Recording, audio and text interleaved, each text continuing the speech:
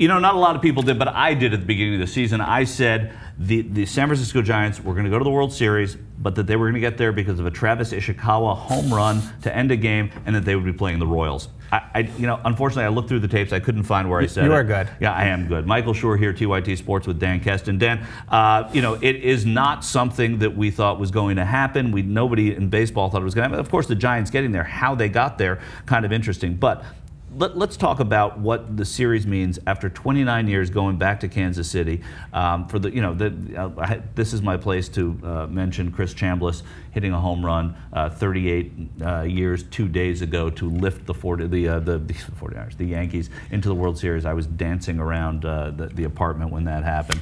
Now I'm pulling for the Royals, it turns out. But why is it important that the Royals made the World Series? Well, I think in baseball especially, you have the haves and the have-nots.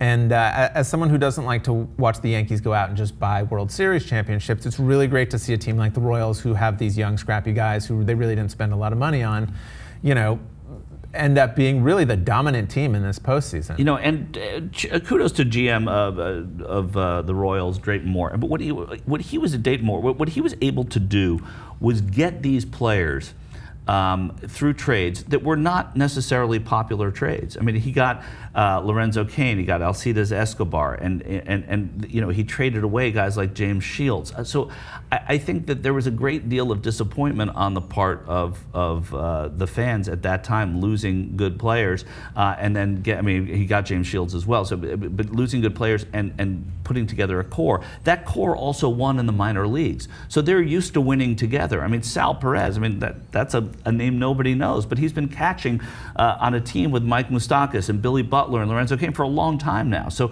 there is a unit there that was created, and so it's old baseball too in that sense. Yeah, and then the question is, okay, so you've got the Giants now who have been there year after year after year, and they're going to go against the Royals who really haven't been there, you know, in 30 years. Yeah. So I don't know, Michael. Who do you think's going to take it home? Well, you know, it doesn't matter. Who do I think? I mean, I think the Giants are going to win the World Series. But that doesn't mean anything, because I've thought that the Royals were going to lose in every round that they've played. I didn't even think they were going to win on the last Sunday to make it into the playoff game and then win that playoff game. So I've been wrong about the Royals all the way.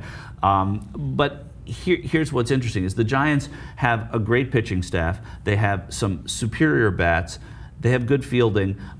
But there's no sense about what they have that can face Kansas City, because Kansas City is an intangible. The way that they play the game, the home runs when they need it, the spectacular fielding at key times, at key moments, and the base stealing. You know, so I think that that there is an intangible quality about the Royals, which I'm not saying anything new. I'm not breaking news here, but it's exciting to watch that, the sort of establishment baseball of the Giants. They spend a lot of money. They're a good team. They have great players: Buster Posey, Hunter Pence. They have great pitchers. Madison Bumgarner, one of the most exciting. I mean, you can have Clayton Kershaw too, but Madison Bumgarner is an exciting pitcher to watch. And their relievers, the Yusmeiro Petit, who was sort of not a scrap heap guy, but he was with the Marlins at the beginning of his career. Now he's with the Giants. He's pitching long relief and pitching beautifully. So there's a lot that's going on. They're playing small ball too, but they're playing against a bunch of guys who are just playing like playground ball. Well, and that's what's so funny is Major League Baseball, when they saw the Royals might actually have a chance to make it into the World Series, were probably cringing, because they were like, oh God, small market team, Kansas City, nobody's heard of any of these players, and none of them hit home runs. Yeah.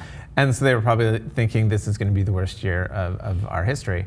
And then all of a sudden, now that's the story, is the fact that they don't do any of those things. And now people might actually watch the World Series. That's a really great point you make, Dan, because it's everybody say, oh, so nobody's going to want. Everybody loves an underdog. They love what's going on in Kansas City. And these are the same people who are saying Drayton Moore and Ned Yost should have been fired at the beginning of the season. All the baseball minds were saying that.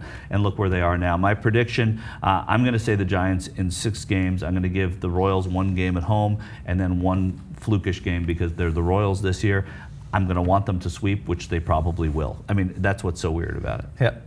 Your call? My call, I'm going to stick with the Kansas City Royals, just because I want them to win. It's with the heart, not with the head, but that's okay. I'll take it, and I'll take the Royals in 6. 6 games. All right, you heard it here. TYTSports, please stay with us throughout the Major League Baseball playoffs.